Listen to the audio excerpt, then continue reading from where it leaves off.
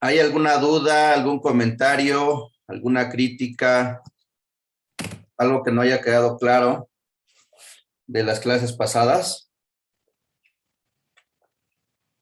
No, maestro, todo perfecto. ¿Todo perfecto? Ok. Sí, Voy a hacer un resumen muy rápido de 5 minutos para no perdernos, para seguir en dónde estamos, ¿no? Iniciamos el curso con la pregunta de qué es lo que tenemos que hacer cuando teníamos en las manos un juicio de amparo. Un asunto que puede estar relacionado con un juicio de amparo. Dijimos que lo primero que había que hacer era dividir el estudio en dos: la relación jurídica sustancial y la relación jurídica procesal, ¿no? Que la relación jurídica sustancial eran el análisis de los derechos y de las obligaciones constitucionales, convencionales en juego, esos derechos que existen antes del juicio, como el derecho a la vida, a la libertad, a la intimidad, a un proyecto de vida, a la educación, ¿no? Y después habría que hacer un análisis de la relación jurídica procesal, esos derechos que nacen dentro del juicio, ¿no? El derecho de contradicción, el derecho de acceso a la justicia, audiencia, formalidades esenciales del procedimiento, congruencia, exhaustividad, ¿no? De ahí, una vez que analizáramos eso, tendríamos que tomar en cuenta 3 premisas para hacer nuestro análisis: la premisa normativa, la premisa fáctica y la premisa probatoria. En cuanto a la premisa normativa, pues hay 2 premisas normativas, ¿no? La premisa normativa de la relación jurídica sustancial y la premisa normativa de la relación jurídica procesal. En relación a la relación jurídica sustancial, la premisa normativa se integra por el bloque de constitucionalidad, convencionalidad, ¿no?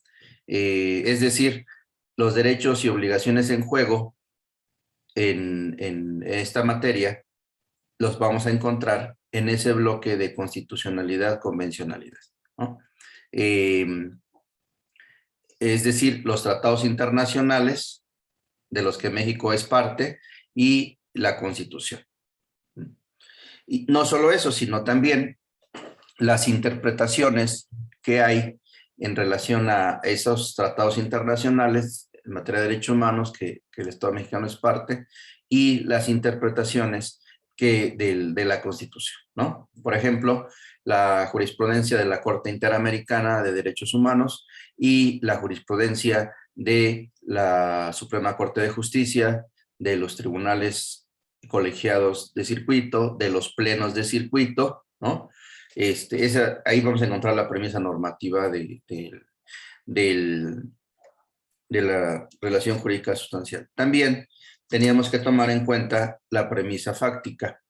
En la premisa fáctica de la relación jurídica sustancial teníamos que analizar el inicio, el desarrollo y la extinción de estos derechos y obligaciones constitucionales convencionales que están en juego, ¿no? Y en relación con la relación jurídica, en la premisa probatoria, pues, tenemos que tomar en cuenta los diferentes tipos de prueba. Aquí, hacer uso de una metodología y una rama del derecho que se llama probática, ¿no? La probática es una rama especializada de de la técnica probatoria, ¿no? Del derecho. La probática les ayuda a entender la estrategia procesal, probatoria, ¿no? Después, por el otro lado, en la relación jurídica procesal, también hay una premisa normativa, una premisa fáctica y una premisa probatoria. En relación a esta relación, en cuanto a esta relación jurídica procesal, la premisa normativa se integra en el caso del juicio de amparo, pues por los tratados internacionales, por la Constitución, por la ley de amparo, por el Código Federal de Procedimientos Civiles, por los acuerdos del Pleno de la Corte y del Consejo de la Judicatura Federal y por las interpretaciones jurisprudenciales, ¿no? También por la Ley Orgánica del Poder Judicial de la Federación. Entonces, para tramitar este tipo de juicios, no solo es necesario tomar en cuenta la ley de amparo, ¿no? Sino tomar en cuenta su legislación supletoria, que es el Código Federal de Procedimientos Civiles, y no solo eso, sino también la legislación orgánica que regula el funcionamiento de los juzgados y de los tribunales que conocen de este juicio de amparo, ¿no? La premisa fáctica, en este caso, sería el inicio, el desarrollo y la extinción del juicio de amparo por medio de los instrumentos ordinarios o extraordinarios, ¿no? Y ya la premisa probatoria, pues ahí ver dos puntos específicos: la carga de la prueba y dos, los medios de prueba en específico. En materia de amparo existen algunas limitaciones y reglas especiales probatorias que son distintas a diferentes tipos de procesos o de juicios, ¿no?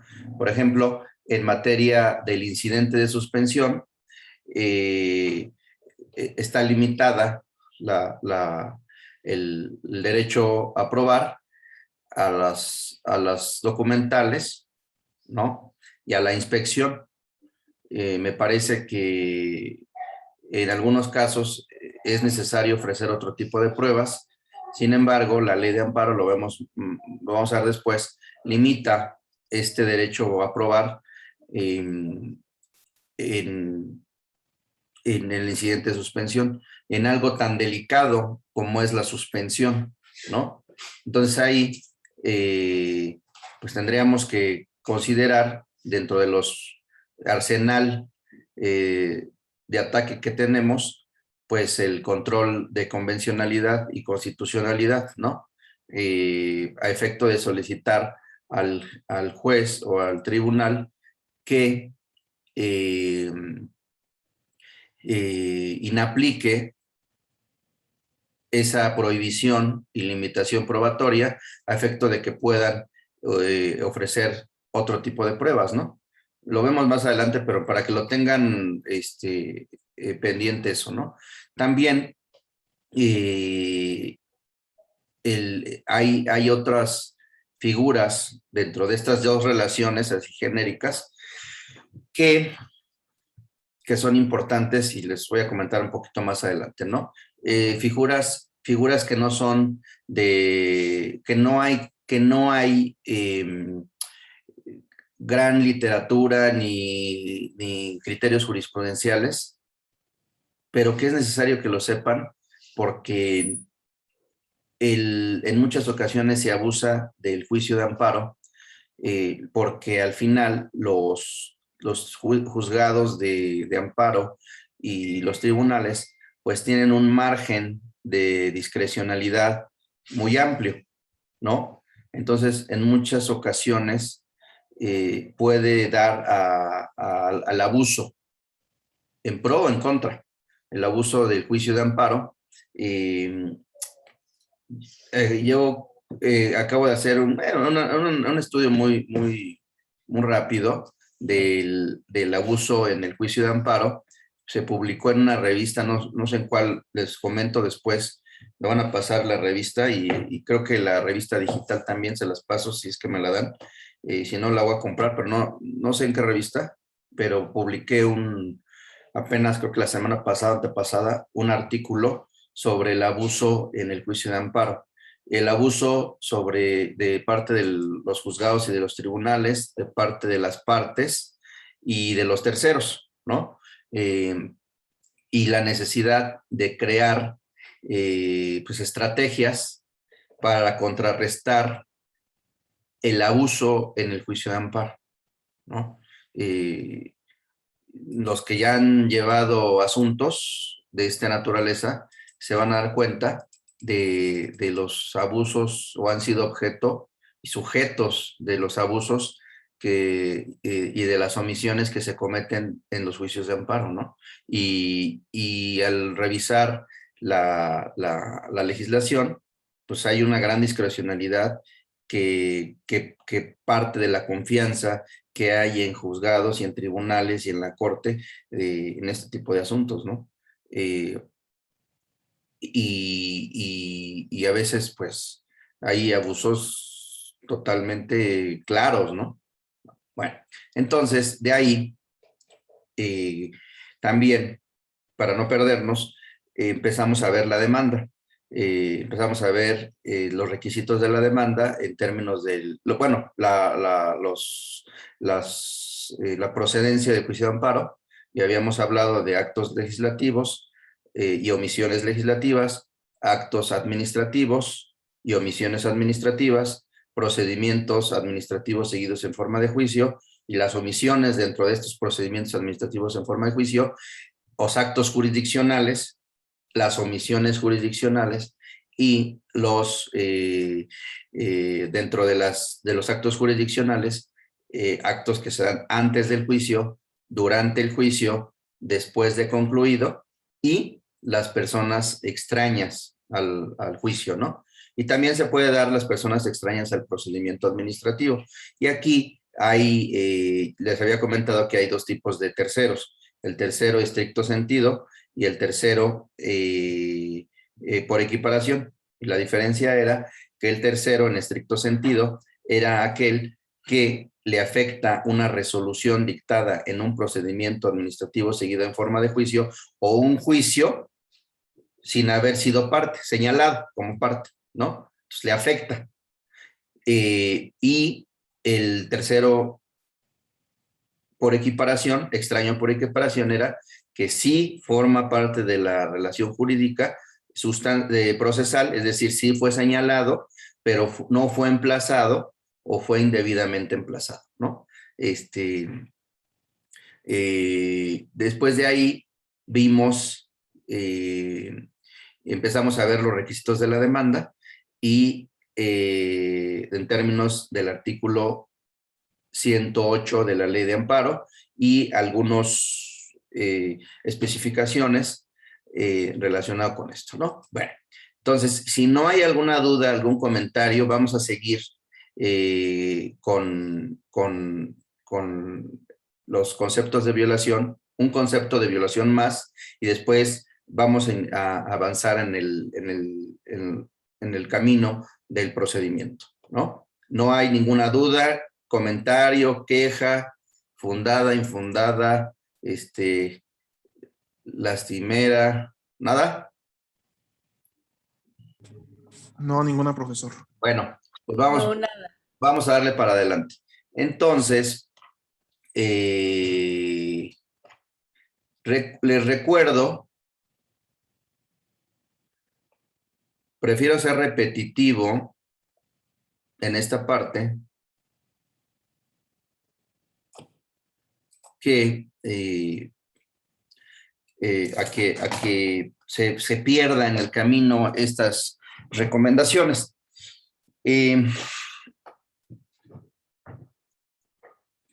No se confíen en las reglas del procedimiento. Traten siempre de ser precavidos y cumplir de más, porque en muchas ocasiones las interpretaciones que realizan los tribunales o los juzgados, pues a veces se extralimitan y les hacen prevenciones, les alargan los juicios con interpretaciones que a veces que van más allá de lo que establecen las legislación aplicable, ¿no? Entonces, no es que, o por ejemplo, en carga de la prueba, ¿no? Es que yo no tengo la carga de la prueba, entonces no voy a probar. Al contrario, no se confíen. Prueben ustedes, ¿no?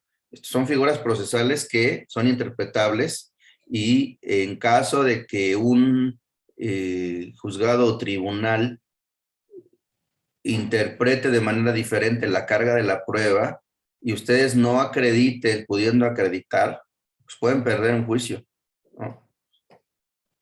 Entonces, vamos a seguir con los conceptos de violación. ¿Se acuerdan que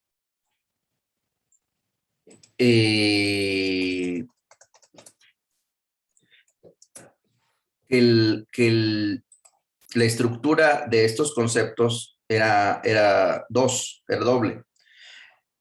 Uno era que tenemos que determinar qué es lo que omitió lo que debía hacer, que era un chisme, ¿no? Omitió lo que debía hacer. O qué hizo lo que no debía de hacer.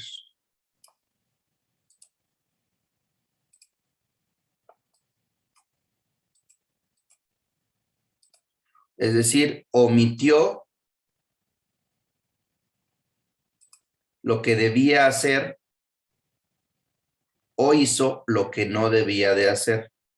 Y omitió lo que debía de hacer, y lo que debía de hacer es que omitió cumplir con alguna de las 3 obligaciones principales que tiene una autoridad. La autoridad tiene 3 obligaciones principales. 3 obligaciones. La primera es una obligación normativa. La segunda es una obligación fáctica. Y la tercera es una obligación probatoria.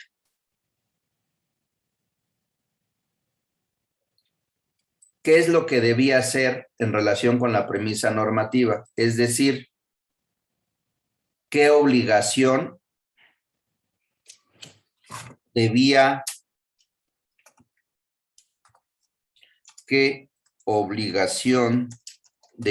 cumplir? ¿O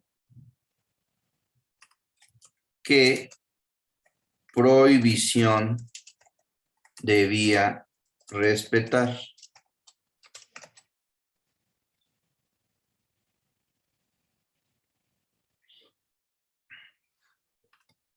¿Sí?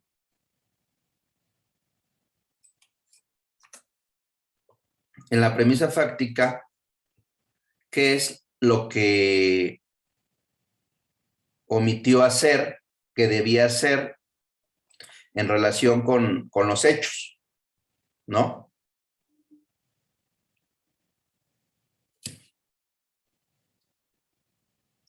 Y en la premisa probatoria, nosotros, ¿cómo acreditamos esa omisión de la autoridad? Son 2. 1, ¿cómo acreditamos que la obligación que tenía la autoridad? ¿Cómo acreditamos, perdón, la obligación o la prohibición que tenía que respetar? ¿Y cómo acreditamos esa omisión? Hoy es que la regla general es que los hechos negativos no se prueban.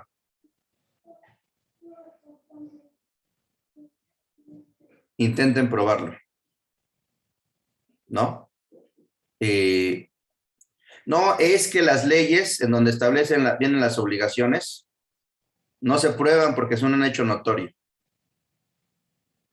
Señalen el artículo, señalen la publicación, señalen el medio oficial de donde están publicadas. La otra es, hizo lo que no debía hacer.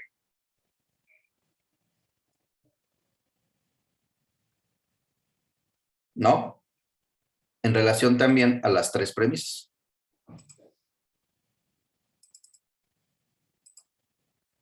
¿Qué tenía prohibido en relación con la premisa normativa? ¿Qué tenía prohibido en relación con la premisa fáctica? ¿Y qué tenía prohibido con la premisa probatoria? Vamos a avanzar un poquito más, por ejemplo, en lo que debía hacer. Pues, ¿qué tendría que hacer con relación con la premisa fáctica? Cualquier autoridad. Pues cumplir, respetar que los principios de contradicción,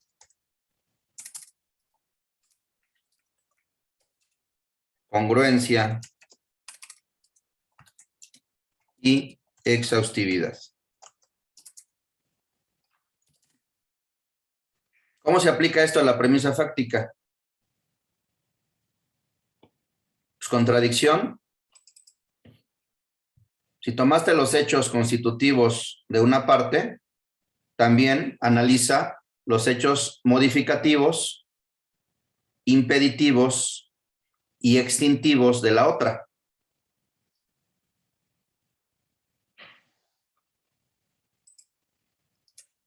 Congruencia y exhaustividad.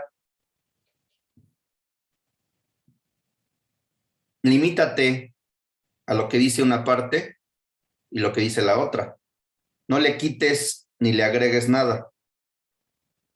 Recuerden que en materia e incluso de amparo les había comentado que había una suplencia de los conceptos de violación y de los agravios, pero no así de la designación de autoridades responsables ni de los hechos.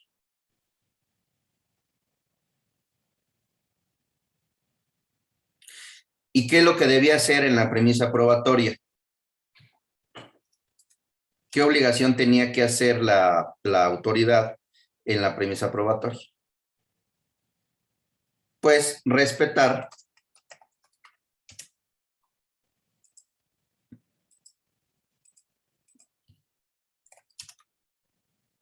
el sistema probatorio. ¿Cuál sistema? Pues hay tres, ¿no?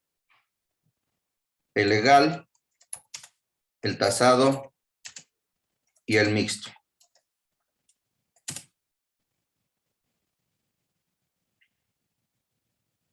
Respetar la carga de la prueba. Respetar las formalidades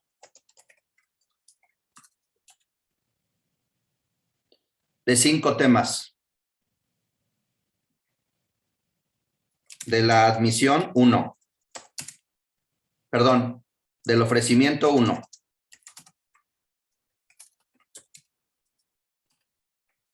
De la admisión, 2. De la preparación, 3. El desahogo, 4. Y de la valoración, 5.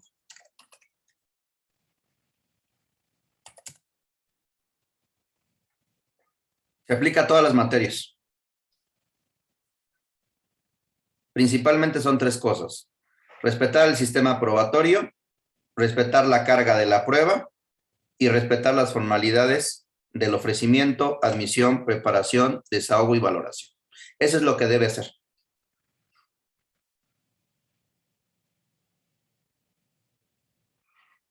¿No? Y vamos a avanzar un poquito más en la premisa normativa también. ¿Qué obligación debía cumplir? ¿Qué prohibición debía respetar? ¿Cuál es el núcleo esencial del derecho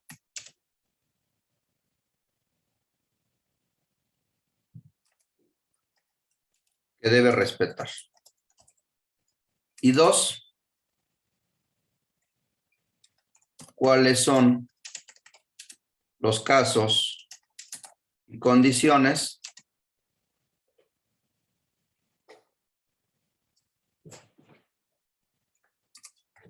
en los que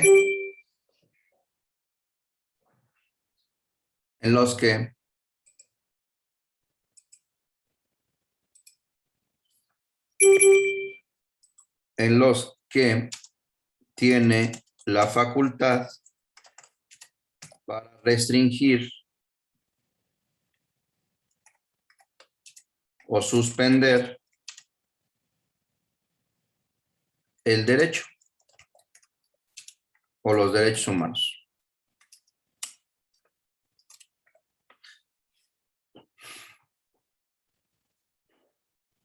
Ya con esto, ustedes pueden emprender la construcción de sus conceptos de violación. Ya habíamos visto el primero, vamos con el segundo.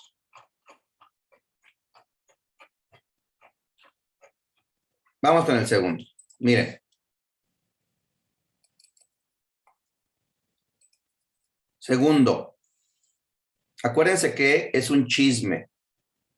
Acuérdense que el concepto de violación ataca la premisa normativa, ataca la premisa fáctica o ataca la premisa probatoria. Es decir, lo que omitió hacer que estaba obligado, o lo que hizo mal. Segundo, la juez civil restringió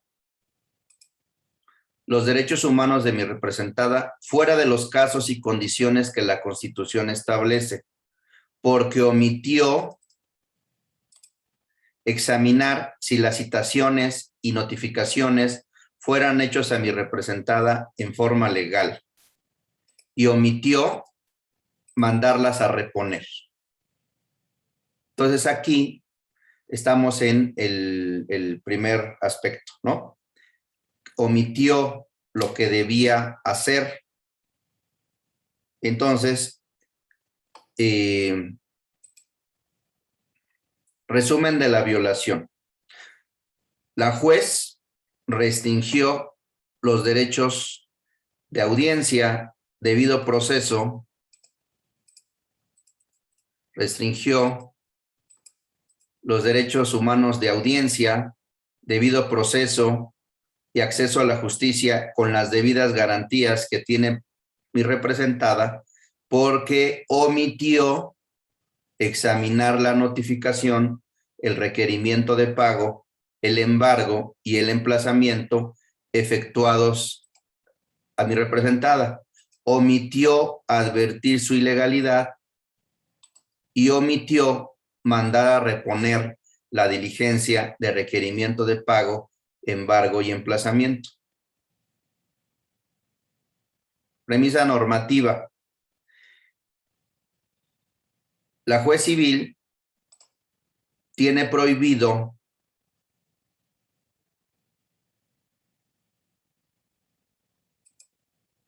suspender o restringir los derechos humanos de seguridad jurídica, debido proceso, audiencia y acceso a la justicia de mi representada, fuera de los casos y de las condiciones que la Constitución Política de los Estados Unidos establece, como lo ordena el artículo primero. ¿Se acuerdan que les dije que una forma de estructura de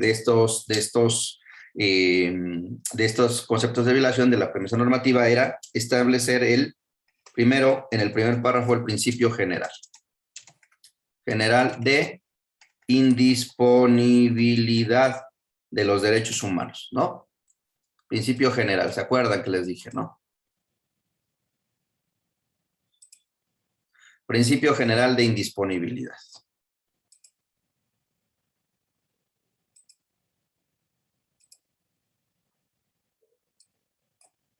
En el primer párrafo. La juez tiene prohibido suspender o restringir los derechos humanos de seguridad jurídica, debido proceso, audiencia y acceso a la justicia, fuera de los casos y condiciones que la Constitución establece, ¿no?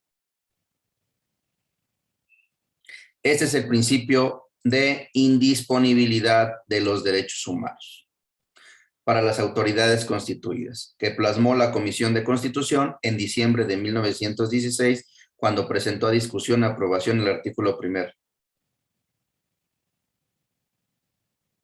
Después de ahí, les había comentado que después de señalar el principio general, para construir esta premisa normativa, era conveniente precisar el núcleo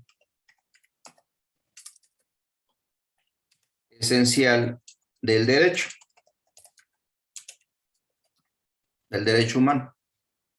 Este núcleo esencial del derecho humano es cuáles son los derechos y las obligaciones, o cuáles son las obligaciones que derivan para la autoridad en relación a cada derecho. Entonces aquí, para que la juez civil señalada como autoridad responsable pudiera privar a mi representada mediante una sentencia de sus propiedades, posesiones o derechos, debió haber cumplido dentro del juicio con las formalidades esenciales del procedimiento que le corresponden conforme a los plazos y términos que fijen las leyes expedidas con anterioridad del hecho, de acuerdo con los artículos 14 y 17 de la Constitución, ¿no? ¿Por qué? Porque el artículo 14, párrafo segundo de la Constitución establece que nadie puede ser privado de la libertad, de sus propiedades, posesiones o derechos, sino mediante un juicio.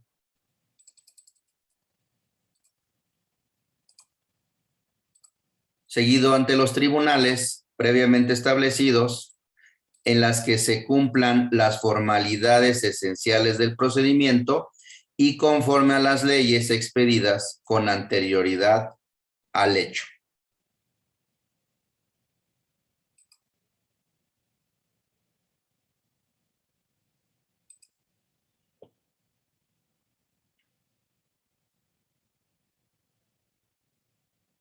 Ojo, un comentario al margen. Recuerden ustedes que uno de los principios fundamentales dentro de los juicios y de los procesos es el principio de no retroactividad.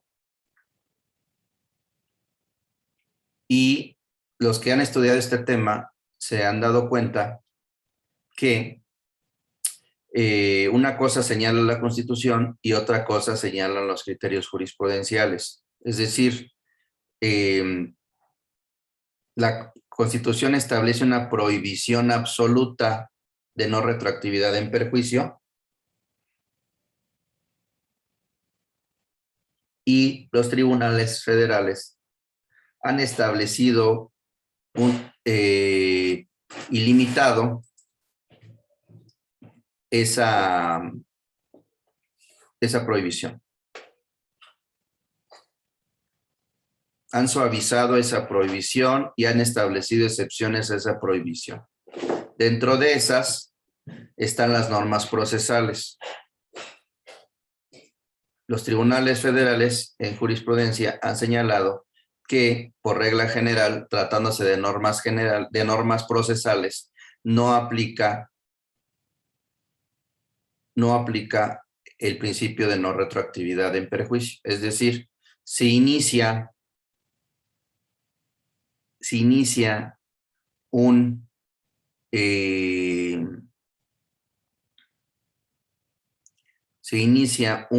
proceso con una norma procesal, un código de procedimientos civiles, una ley de amparo, un Código Federal de Procedimientos Civiles, un Código Nacional de Procedimientos Penales.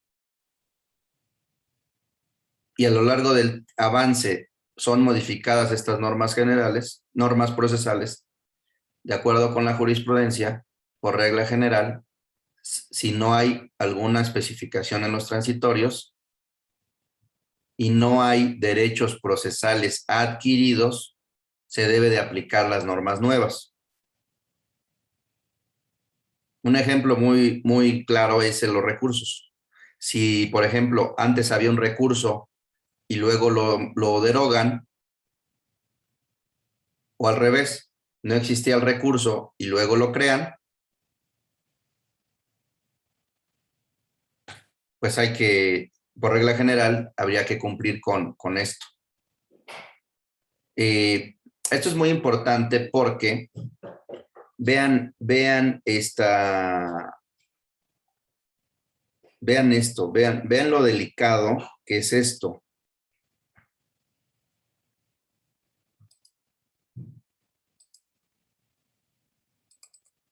Y muy pocos he visto que tomen en cuenta esto. Dice,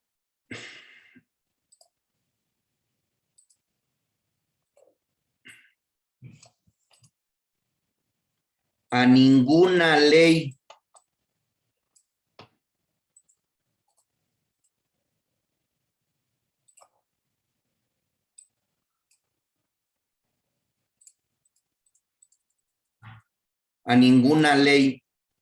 ninguna es ninguna, procesal, sustantiva, de amparo, comercio, trabajo, ninguna.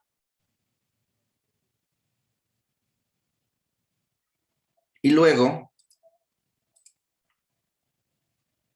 en el segundo párrafo señala que no nos pueden privar, sino conforme a las leyes expedidas con anterioridad al hecho.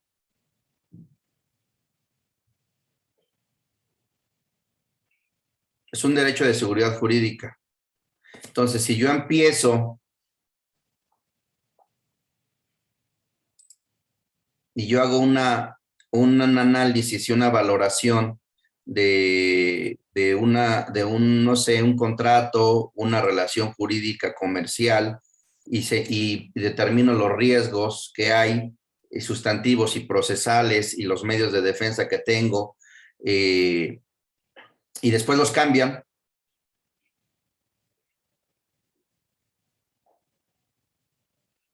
pues hay una afectación a la seguridad jurídica, ¿no? La seguridad jurídica es saber a qué atenerse desde antes. Pues yo hago mi programa, hago mi análisis y mi proyecto con base en las reglas que hay.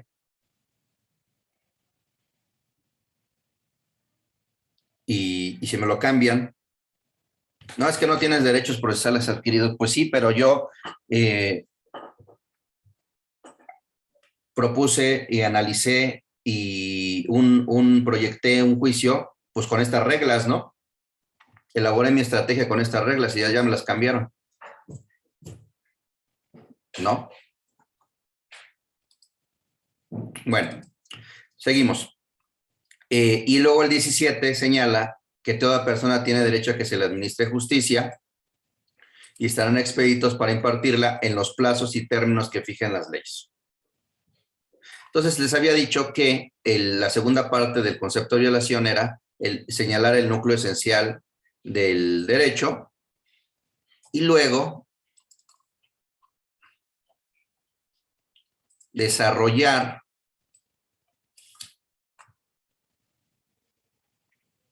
las obligaciones que derivan del derecho humano, ¿no? Las obligaciones específicas.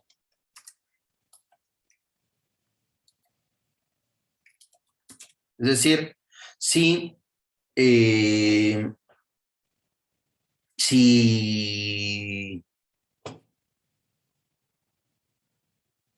la Constitución obliga a que administren justicia en los plazos y términos que fijen las leyes, pues entonces tenemos que determinar cuáles son esos plazos y cuáles son esos términos que fijan las leyes, ¿no? Pues aquí, la primera y más importante formalidad esencial es haberse cerciorado de que mi representada tuvo realmente conocimiento del juicio. Igual, sin esta formalidad, pues es inútil cualquier otra, ¿no? Por eso, como directora del proceso, el artículo 271 del Código de Procedimientos impone dos obligaciones.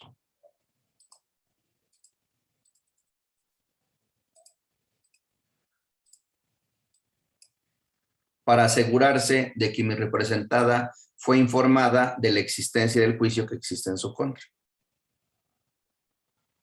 Y la primera obligación es examinar escrupulosamente y bajo su más estricta responsabilidad si las citaciones y notificaciones están hechas al demandado en la forma legal. Vean los verbos.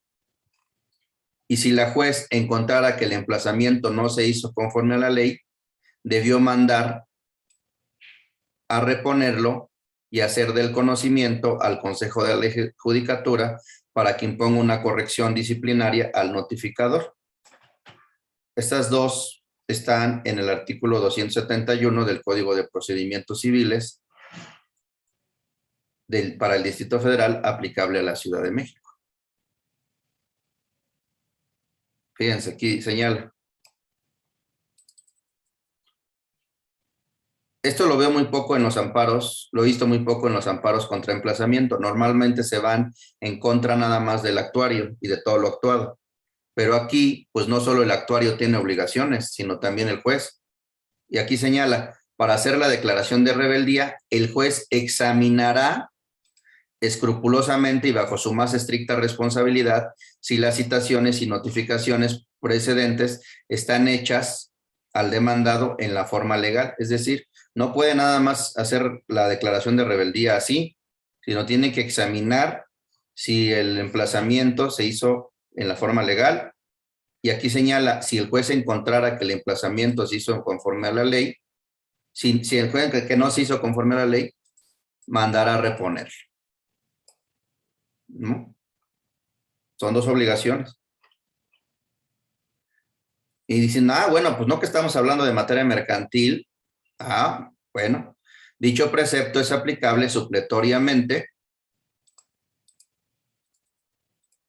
En este caso, porque el artículo 1054 del Código de Comercio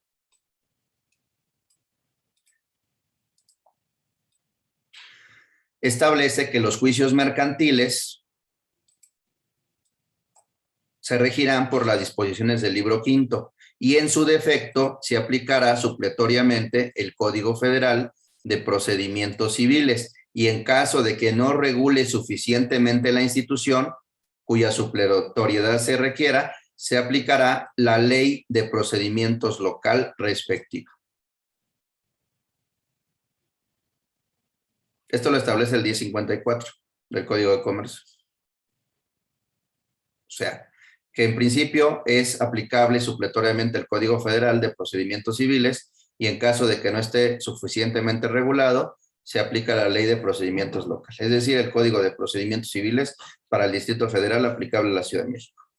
Entonces, en caso de que la institución del emplazamiento, que tiene por finalidad que mi representada tenga realmente conocimiento del juicio, no está, en este caso, esta institución del emplazamiento no está suficientemente regulada, pues es esencial para evitar una reposición del procedimiento y los daños y perjuicios a mi representada por el trámite de un juicio a sus espaldas, que la juez civil esté obligada a ordenar reponer la diligencia del requerimiento de pago, embargo y emplazamiento cuando no se hayan cumplido las formalidades esenciales del procedimiento para su desahogo.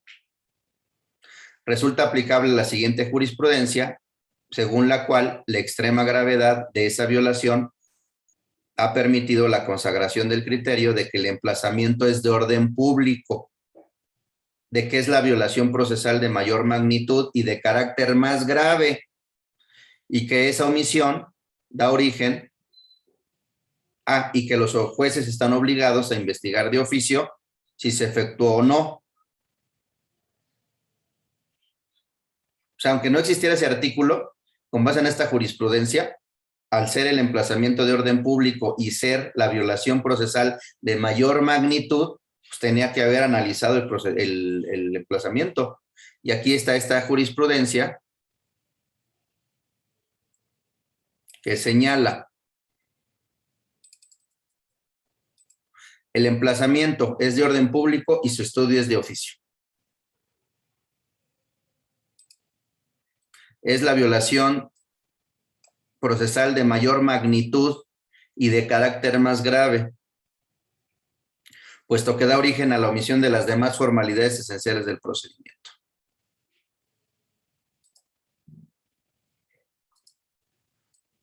La extrema gravedad de esta violación procesal ha permitido la consagración del criterio de que el emplazamiento es de orden público y que los jueces están obligados a investigar de oficio si se efectuó o no, y si, en caso afirmativo, se observaron las leyes de la materia. ¿Ok? Entonces, si se ven, la premisa normativa tiene sus tres partes que les propuse: el principio general de indisponibilidad, el núcleo esencial del derecho humano, es decir, las obligaciones, y luego las obligaciones específicas que derivan del derecho humano. O lo mismo, fíjense cómo está el otro igual. Miren, el otro concepto está igual.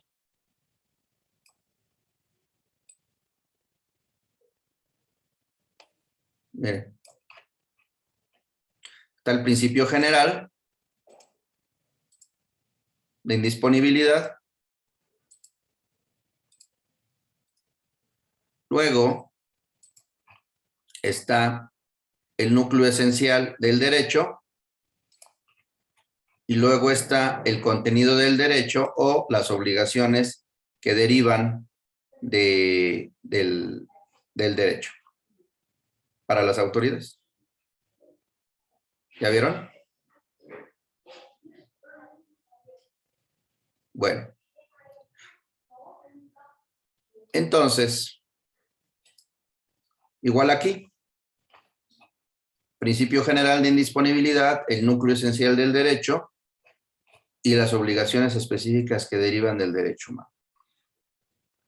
Todo lo demás puede ser paja. Mientras más largos sean sus conceptos de violación, va a ser más fácil que, en caso de que haya negligencia o mala fe o alguna otra cuestión, o no los analicen o los analicen mal, ¿no? Si está así de clarito, estas son tus obligaciones, tú no puedes disponer o suspender o restringir mis derechos fuera de los casos que la Constitución establece. La Constitución me reconoce este derecho y te impone esta obligación, y esta obligación tiene este contenido: un dar, hacer, no hacer o tolerar. Y ya. Y luego, en la premisa fáctica y probatoria, de las copias certificadas del oficio, del acta denominada requerimiento de pago, embargo y emplazamiento, y de la sentencia que señalé en los antecedentes, no se aprecia que la juez civil haya examinado escrupulosamente si el secretario realizó la notificación, diligencia de repago, embargo y emplazamiento, cumpliendo con lo que ordena el 1068 bis y el 1393 del Código de Comercio, y mucho menos que haya ordenado al secretario actuario que repusiera dichas actuaciones. Es que es un hecho negativo, no lo tienes que probar. Es un hecho negativo. Si pueden probarlo, pruébenlo. Ok. Al no hacerlo, la juez civil del juicio tuvo por acusada la rebeldía de mi representada al no haber contestado la demanda, opuesto excepciones y defensas ni objetado o impugnado el supuesto pagaré base de la acción, admitió las pruebas de la actora, señaló fecha de audiencia, desahogó las pruebas de la actora, escuchó sus alegatos y citó a las partes para oír sentencia. Dictó una sentencia. Entonces, en los hechos, ustedes y en las pruebas están demostrando que la juez omitió, antes de la declaración de la rebeldía, omitió analizar escrupulosamente el emplazamiento, omitió advertir que tenía diversos vicios y omitió reponerlo.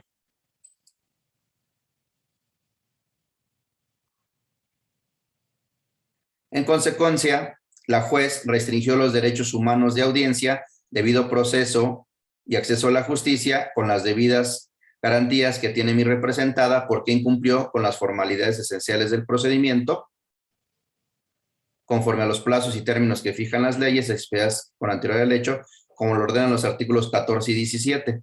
Ello es así porque omitió examinar la notificación y emplazamiento efectuada a mi representada, omitió advertir su ilegalidad y omitió mandar a reponer la diligencia de requerimiento de pago y emplazamiento.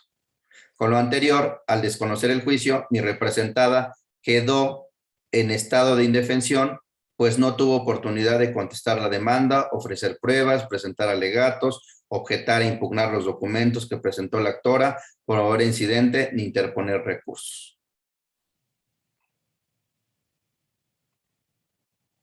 ¿Ya vieron? Ahora, ya para terminar esta parte,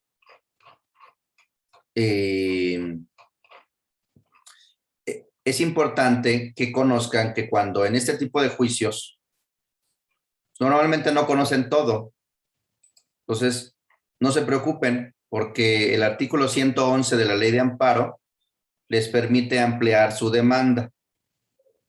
O sea, aquí ponemos con fundamento en el artículo 111 de la Ley de Amparo, mi representada se reserva el derecho a ampliar su demanda. De amparo, mientras no haya transcurrido el plazo para su presentación y cuando conozca la totalidad de las constancias que obren en el juicio ejecutivo.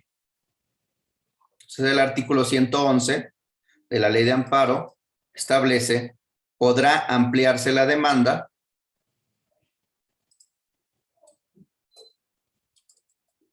cuando no hayan transcurrido los plazos para su presentación,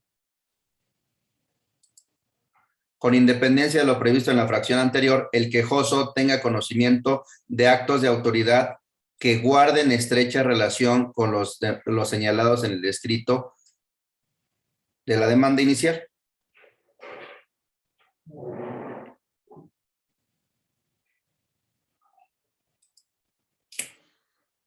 Oigan, pero si...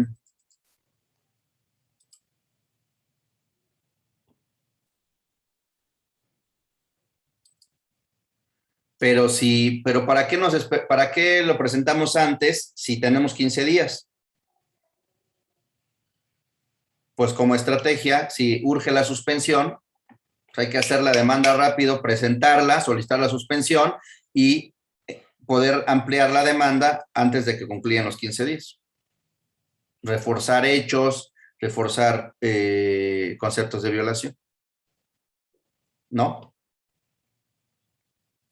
Ok. Después de la demanda,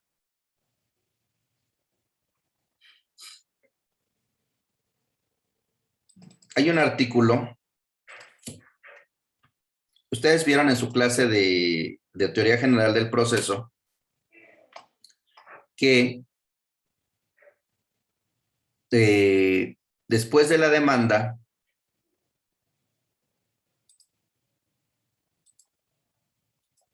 de cualquier demanda, el juez puede adoptar 3 actitudes, ¿no? Esto lo vieron en teoría general del proceso. Las actitudes, en términos en el caso del amparo, están en el artículo 102 y señala de la Ley de Amparo. Y señala que dentro del plazo de 24 horas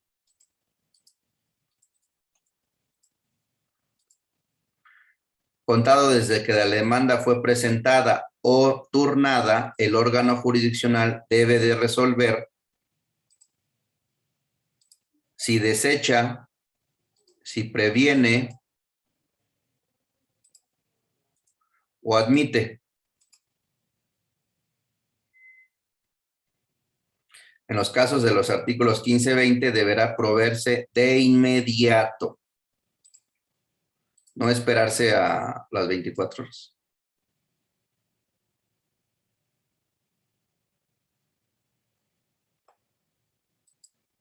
¿Qué sucedió en este caso?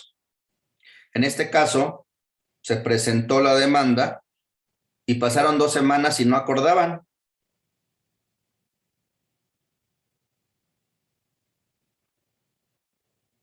Entonces, ¿qué hacemos? Teníamos que esperar y urgía la admisión de la demanda, la prevención o por el pronunciamiento, por la suspensión, porque recuerden que el asunto que era un pagaré que fabricaron, que te llevaron el juicio a las espaldas y ya estaban en ejecución de sentencia para embargar. Entonces, imagínense que le embarguen las cuentas a una empresa o una persona física con la cual va a pagar a proveedores, va a pagar a proveedores, va a pagar a empleados, etcétera, etcétera. Imagínense. El problemón. Y el juez, 2 semanas sin admitir, prevenir o desechar la demanda. Entonces, la salida a esto es un recurso de queja.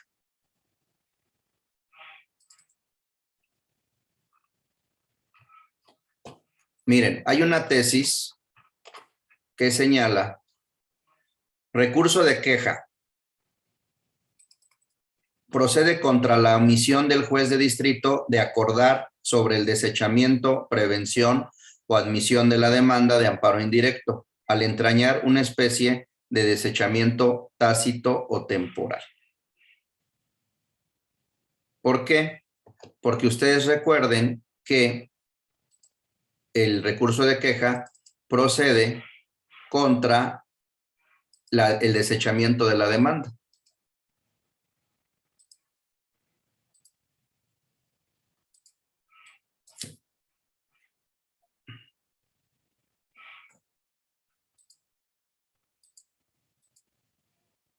Artículo 97 de la Ley de Amparo. El recurso de queja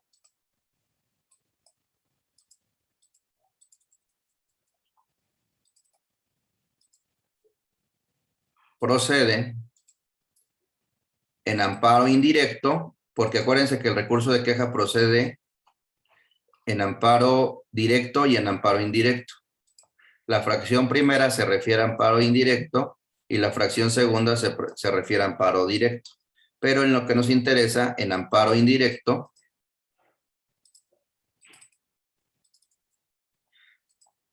las que admitan totalmente o parcialmente, desechen o tengan por no interpuesta una demanda de amparo o su ampliación.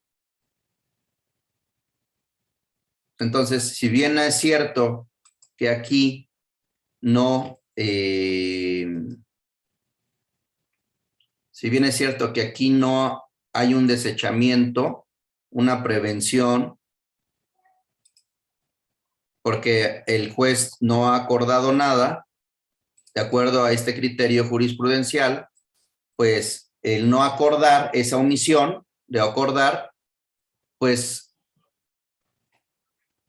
es una especie de desechamiento tácito y temporal, ¿no? Entonces se está realmente aplicando por analogía ese artículo. Donde existe la misma razón, debe existir la misma disposición. Tanto en el desechamiento expreso, pues no se le da trámite a la demanda, como en el desechamiento tácito, que es no acordarla. Pues igual, no le estás dando trámite a la demanda, ¿no? Entonces, aquí el escrito es muy sencillo. Se señala quién es la quejosa, el juicio de amparo, el número de expediente y señalar si este recurso de queja se promueve dentro del expediente principal o dentro del cuaderno del incidente de suspensión. Aquí, como ni siquiera hay cuaderno porque no han admitido nada, pues se tramita dentro del expediente principal, ¿no? Entonces aquí recuerden que el recurso de queja se presenta ante la autoridad, el juez que está tramitando el juicio. Entonces, juez de distrito, señor juez tal de distrito en materia civil de la Ciudad de México, ¿no? Tal, en mi carácter de quejosa, personalidad que le pido me reconozca dentro de este juicio, ante usted comparezco y expongo. Igual, te tiene que señalar también el domicilio para ir a recibir notificaciones para el colegiado. Los autorizados, recuerden que hay autorizados amplios en términos del artículo 2, de los artículos 12 y 24, y hay autorizados restringidos en términos del 12 y 24. En algunos se requiere la cédula, en otros no, ¿no? También las notificaciones vía electrónica, eso a veces es poco recomendable. También el tener acceso, consultar, revisar y promover en el expediente electrónico, eso sí es muy importante, y el recurso de queja. Entonces, con fundamento en el artículo 97, fracción primera, inciso A de la Ley de Amparo, interpongo recurso de queja en contra de la omisión de su señoría de acordar la admisión o prevención de la demanda de amparo al entrañar una especie de desechamiento tácito y temporal.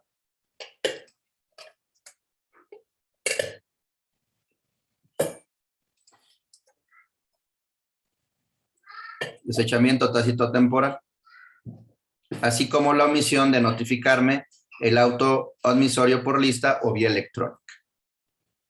Le pido que aplique el siguiente criterio a efecto de no dejarme en absoluto estado de indefensión en contra de los actos reclamados. Agravio. El agravio es lo mismo. ¿Se acuerdan lo que platicamos en el... ¿Se acuerdan lo que platicamos cuando creamos los conceptos de violación? Pues en los agravios es lo mismo. Es muy similar. Miren.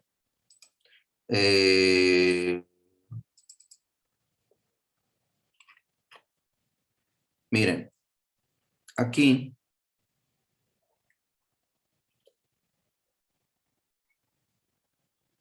Vamos a poner.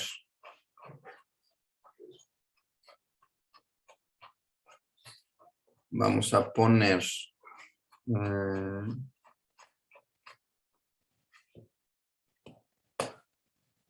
Vamos a poner lo mismo.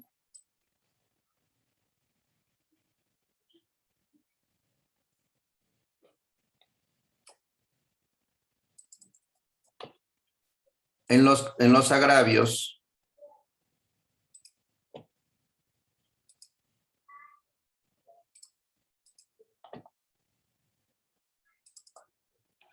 agravios, es lo mismo.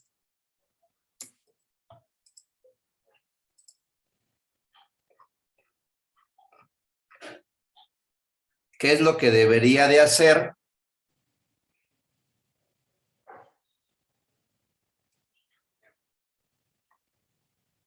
En la premisa normativa, en la premisa fáctica y en la premisa probatoria. Es decir, omitió lo que debía hacer o hizo lo que no debía hacer. En cuanto a la premisa normativa, en cuanto a la premisa fáctica y en cuanto a la premisa probatoria. Vean. El juez Acuo ha omitido aplicar los artículos 112, 24, 26 y 139 de la Ley de Amparo, pues no tengo conocimiento del auto que deba recaer a mi demanda de amparo, no he podido tener acceso al expediente electrónico para notificarme del mismo y en el CICE tampoco aparece dicho auto. Entonces, ha omitido. Acuérdense que las demandas y los recursos son un chisme. Ha omitido.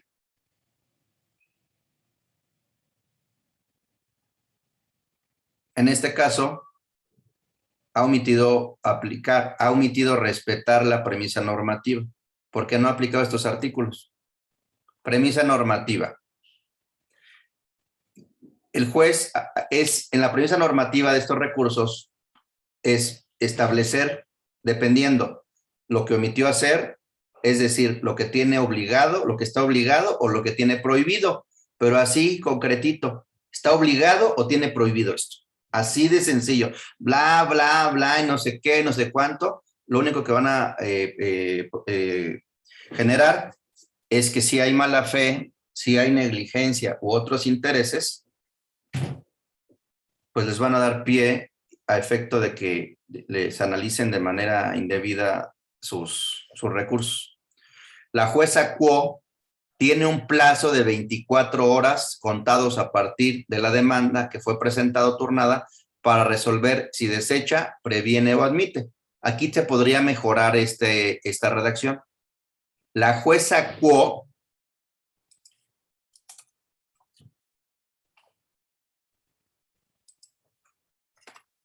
está obligada a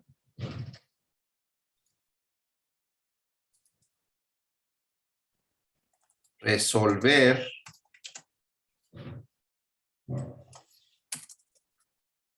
en un plazo de 24 horas a partir de que la demanda fue presentada, si desecha, previene o admite, ¿no? Está obligada.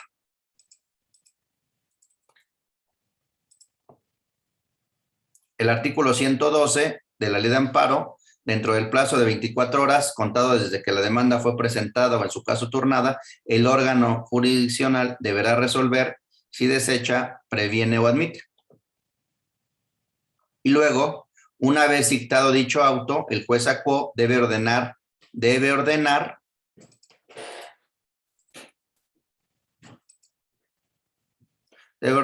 notificármelo por lista, si admite mi demanda, en forma personal, si me previno, me requiere, desechó o tuvo por no interpuesto, o por vía electrónica, al haberlo solicitado en el escrito de demanda, con base en los artículos 26 de la Ley de Amparo, con base en el artículo 26. Y aquí en el artículo 26 se señala que las notificaciones deben de hacer en forma personal los requerimientos y prevenciones, las resoluciones que desechen o tengan por no interpuesta la demanda, por lista, en los casos no señalados, o vía electrónica a las partes que expresamente así lo soliciten y hayan obtenido su firma electrónica. Entonces, pues debía ordenado que notificaran personalmente, que notificaran por lista o que notificaran vía electrónica. Tampoco hizo eso, ¿no? Y luego, el juez Quo está obligado a ordenar y vigilar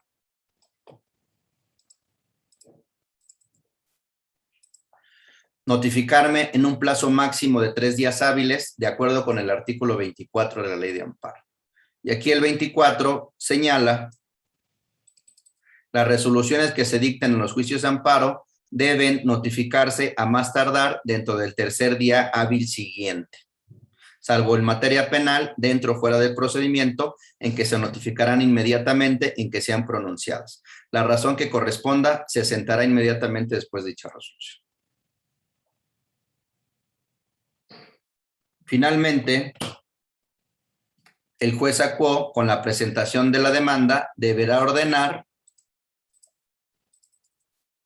que las cosas se mantengan en el estado que guardan hasta que se notifique la autoridad responsable la resolución que se dicte sobre la suspensión definitiva, tomando las medidas que estime convenientes para que no se defrauden los derechos de tercero y se eviten perjuicios a los interesados, ni quede sin materia en el juicio, de acuerdo con el artículo 139 de la Ley de Amparo. Entonces, ese artículo 139 de la Ley de Amparo establece ciertas obligaciones que el juez debe cumplir con la presentación de la demanda.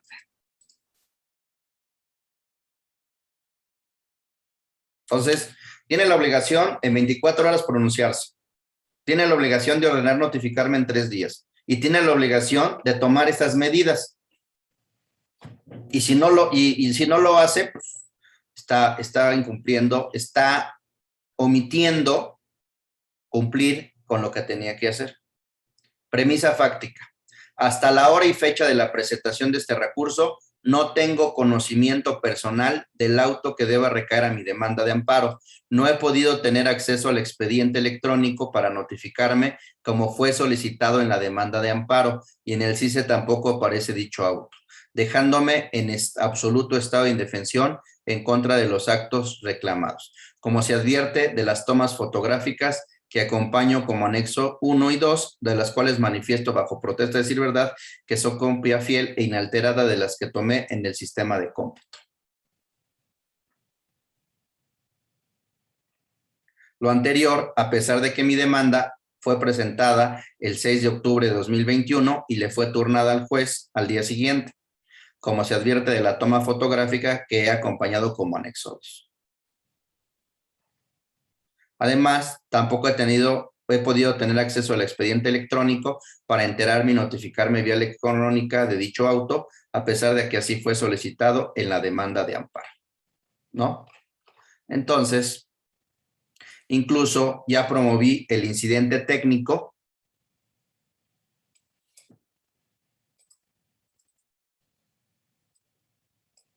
el que les hablaba, ¿no? A través del vínculo denominado aviso de fallas técnicas del portal de servicios en línea del Poder Judicial de la Federación, a que se refiere el artículo 13 del Acuerdo General 12-2020. Es decir, han pasado más de 24 horas y 3 días hábiles desde que mi demanda de amparo le fue turnada al juez Acuo, sin que la suscrita haya sido notificada electrónicamente del auto admisor. Es evidente que en este caso existe una especie de desechamiento tácito y temporal de mi demanda, dejándome en absoluto estado de indefensión en contra de los actos reclamados. Constancias necesarias para tramitar el recurso en términos del artículo 100. ¿Ya? Me tenga por presentada, interponer el recurso en contra del desechamiento tácito temporal, mismo que le pido lo admita y ordene el trámite. Acuerdo de conformidad, lo solicita. ¿Ya vieron? Pero este es rápido. Este es rápido. Bueno. Luego, también en este juicio, el juez, una vez que ya tuvo conocimiento de la queja, pues admitió la demanda y negó la suspensión. Entonces,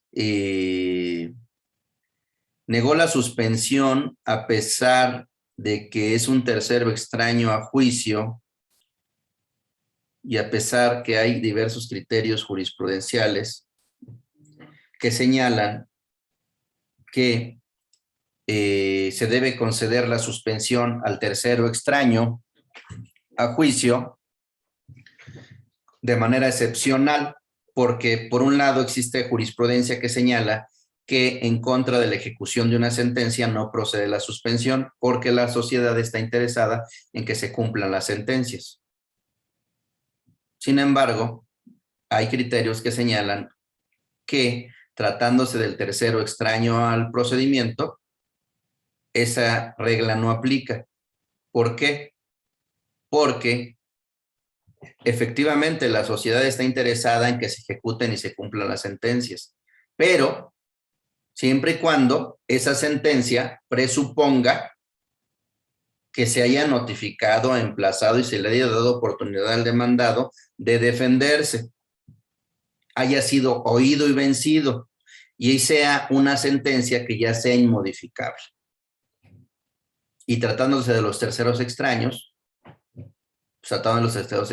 pues no no es una sentencia inmodificable, y existe la presunción, de acuerdo a lo manifestado por el quejoso en la demanda de amparo bajo protesta de decir verdad, que no fue oído y vencido dentro del juicio. Entonces, lo que dicen esos criterios es que no aplica, porque la sociedad también está interesada, pues, en que se le dé acceso y la posibilidad de defenderse a las personas, ¿no? Y que no se ejecuten vía abuso procesal sentencias en donde se llevaron a espaldas del quejoso. Mañana vamos a ver ese recurso de queja en contra de la negativa de la suspensión provisional. Aquí es muy importante el tiempo, porque normalmente fijan las audiencias incidentales para pronunciarse sobre la definitiva de manera muy cortitos, o sea, plazos muy cortitos. En este caso, se admitió la demanda un lunes y un viernes, y la audiencia incidental la señalaron para el viernes de la próxima semana, o sea, 5 días. El problema de estos, imagínense si con ese criterio inexacto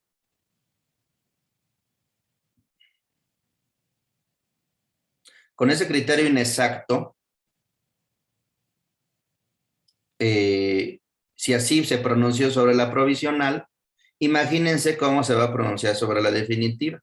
Es gravísimo, porque si le niegan la suspensión en la definitiva, pues la parte actora que inventó ese juicio va a ejecutar todos los bienes sabidos y por haber de la quejosa. Vamos a suponer que le entreguen el billete al actor, lo cambie y desaparezca. Ya se perdió ese dinero. Vamos a suponer que embargue las cuentas bancarias de la quejosa y ordenen poner a disposición el dinero, a disposición del juzgado, y se lo entreguen al actor. Dispone del dinero y se desaparece. ¿Dónde lo vamos a encontrar? ¿Cómo van a resarcir eso?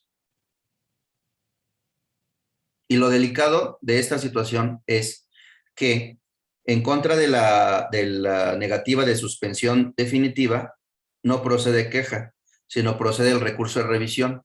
Y el recurso de revisión, más o menos, se tarda 3 meses, 4 meses en resolverse. Entonces, imagínense en 4 meses lo que puede hacer el actor y lo que puede hacer la autoridad responsable si hay una negativa de la suspensión definitiva.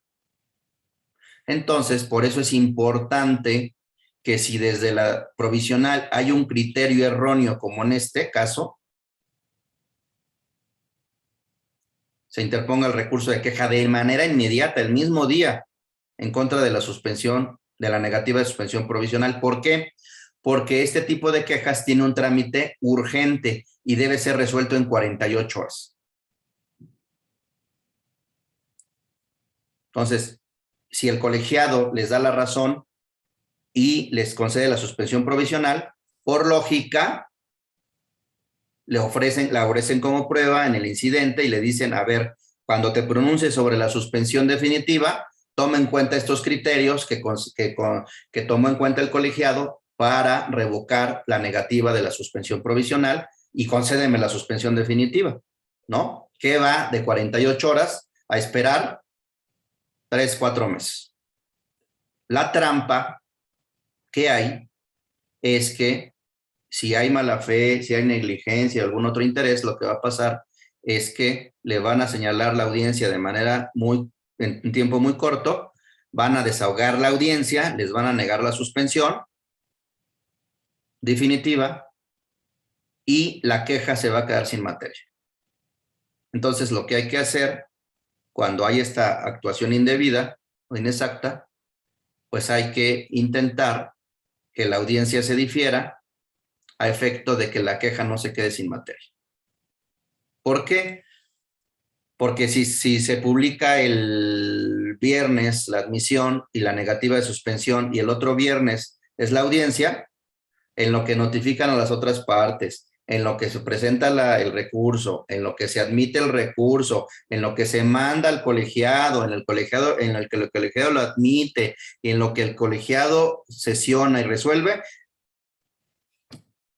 ya pasó los 5 días.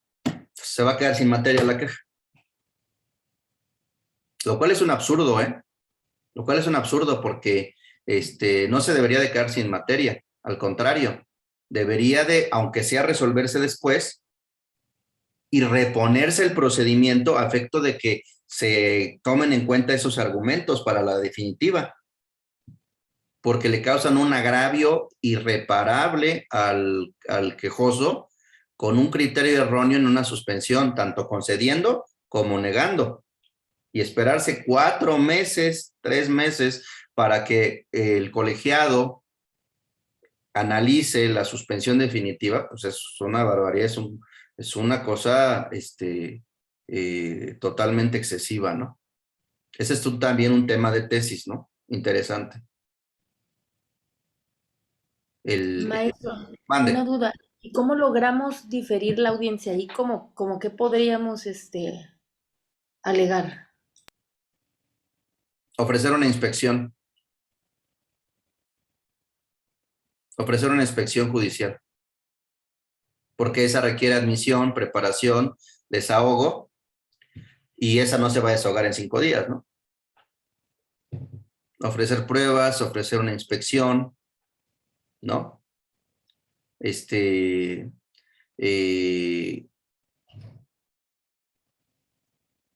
una inspección judicial, ¿no?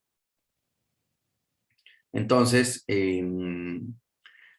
porque si no, pues les van a desahogar la audiencia y les van a dejar sin materia la queja. Entonces, ya en la última clase estaba yo pensando hablarles para profundizar un poquito más y no que queden los temas tan genéricos, hablarles la última clase del abuso procesal en el juicio de amparo, ¿no? También son temas de tesis que es temas pocos explorados, los abusos procesales dentro de los juicios, ¿no? Y pues deja el problema, ¿cuál es la solución? ¿Cómo nos defendemos de los abusos procesales? Del abuso procesal del órgano jurisdiccional, del abuso procesal de las partes, del abuso procesal de los terceros, ¿no? Son temas pocos explorados que son de gran utilidad. No es meramente teórico, sino es de todos los días hay abuso procesal. El artículo que publiqué, voy a ver dónde lo fue publicado. Creo que fue la semana pasada, antepasada, no me acuerdo.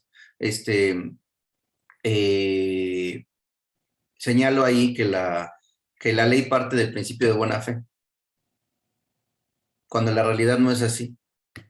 Si hay un juicio, si hay una controversia, es porque no hubo buena fe de las partes, de alguna de las partes o de las dos. Pues, ¿cómo vamos a esperar, por lógica, por sentido común, pues si se generó un juicio por mala fe, negligencia o abuso de alguna de las partes, ¿cómo vamos a creer que dentro del juicio pues iban a actuar de buena fe? ¿No? Así de sencillo. Y las leyes parten de la buena fe. Las leyes deberían de partir de la mala fe. Las leyes que regulan controversias deberían de partir de la mala fe y establecer controles más estrictos y sanciones más estrictas en el caso del abuso procesal. Se abusa de la competencia, se abusa de la suspensión, se abusa de los requerimientos de las autoridades para llegarse de documentación. Los jueces de amparo te piden todo, ya entrégame esto, oye, espérame, esto no tiene relación con la controversia. Échamelo. Presentas recurso de queja y no te suspenden. Y te dan 3 días, 5 días, 10 días para exhibir la información y si no te multan. Y si no le dan vista al Ministerio Público. Y no te dan tiempo porque en lo que promueves el recurso de queja, en lo que se admite, si la queja no suspende, por ejemplo, en materia de suspensión, Si te requieren la información y presentas el recurso de queja, el artículo 102 de la ley de amparo prohíbe suspender el procedimiento incidental. No hay defensa. Es una trampa que permite el abuso procesal para obtener de constancias. Y el juez, me entregas esto, y si no le doy vista al Ministerio Público, y si no te multo. Oye, pero es que esto no tiene ninguna relación con la litis. Impúgnalo. Lo impugnas, y en términos del 102, el recurso de queja no suspende el incidente, el trámite del incidente de suspensión. ¿No? Y cuando inicias una queja de responsabilidad del juez en términos de la ley orgánica del Poder Judicial de la Federación y de los acuerdos correspondientes, es una cuestión de criterio. Y si es una cuestión de criterio, no procede responsabilidad. También es importante estudiar. Yo les propongo 2 temas para la última clase. Les propongo el tema de la responsabilidad administrativa de los jueces y les propongo el tema del abuso procesal como 2 mecanismos para defenderse de los abusos procesales dentro del juicio de amparo. No sé cómo vean esos temas. Muy bien. Sí, estaría muy bien, profesor. Yo estoy de acuerdo. De acuerdo, profesor. Sí, de acuerdo, está bien. Perfecto. Bueno, entonces vamos a dejarla aquí. Mañana nos vemos a las 7 y el mismo link. Mañana vamos a ver el recurso de queja contra la negativa de la suspensión provisional. Después vamos a ver las pruebas, algunos tips, no vamos a ver todo, algunos temas de probática y de estrategia, porque la carga de la prueba es distinta en amparo y los objetos de la prueba son distintos en amparo que en otros juicios, ¿no? No es probar por probar. Hay tópicos específicos que tenemos que probar. Y después de ahí, algunos aspectos prácticos sobre los alegatos, lo vemos mañana. Son cosas ya muy sencillas. Aquí lo que me interesaba era que vieran la demanda, ¿no? Y ya el lunes y martes, bueno, sin Avi, me imagino que muchos van a salir y entonces pues lo retomaríamos el miércoles. Con el tema seguiríamos con la sentencia y la ejecución de la sentencia y el jueves veríamos los recursos, el recurso de revisión en contra de la sentencia y el viernes ya sería nuestra última clase y el viernes analizaríamos el abuso procesal en el juicio de amparo. Voy a conseguir el artículo que salió publicado para mandárselos, para que lo revisen, y el tema de la responsabilidad administrativa de los jueces y la indemnización por error judicial, ¿no? Creo que con eso concluiríamos nuestro curso. Lo que más me interesaba era el tema de la demanda. En próximos cursos los vamos a empezar a seccionar. La demanda, luego la contestación o el informe, luego en otro curso todo el tema de las pruebas, en otro curso todo el tema de los alegatos, en otro curso todo el tema de la sentencia y en otro curso los recursos, ¿no? A ver, Esteban, ¿qué dice? ¿Cómo cobrar en los juicios? Sí, también podemos ver ese tema. Hay un libro incluso de Miguel Carbonell sobre los honorarios. Se los mando ahorita. Está sencillo, pero vale la pena leerlo porque es una cosa que pues, casi no hay nada. No hay nada escrito. Sí, les mando ahorita la foto del librito. Está muy barato, lo pueden comprar en línea. Sobre el cobro de honorarios. Aquí lo tengo. Es de Carbonell. Incluso hay un curso en línea de Carbonell, pero ese libro, ¿no? Ese libro, es un libro de los honorarios, se llama Los honorarios profesionales de los abogados. Ahorita se los mando al chat. Es de Miguel Carbonell, es de lo poco que hay escrito sobre la materia. Y hay un curso en línea de Carbonell sobre este tema, ¿no? Entonces, ya se los mandé sobre este tema. ¿Qué me dicen aquí? Subir las clases, sí, las vamos a subir. Nada más deben chance de fin de semana porque ha estado muy complicado el tema laboral. Y ya el fin de semana subimos las clases que faltan. Creo que falta la 3, 4 y 5 y ya lo subimos el fin de semana. Les mando el link, ¿no? ¿No hay alguna duda, algún comentario, alguna queja, algo que no ha quedado mal, que están entendiendo, no están entendiendo? ¿Qué pasó? Todo muy claro, profesor. Gracias. Ok, bueno. Gracias, Ninguna gracias, duda. todo perfecto.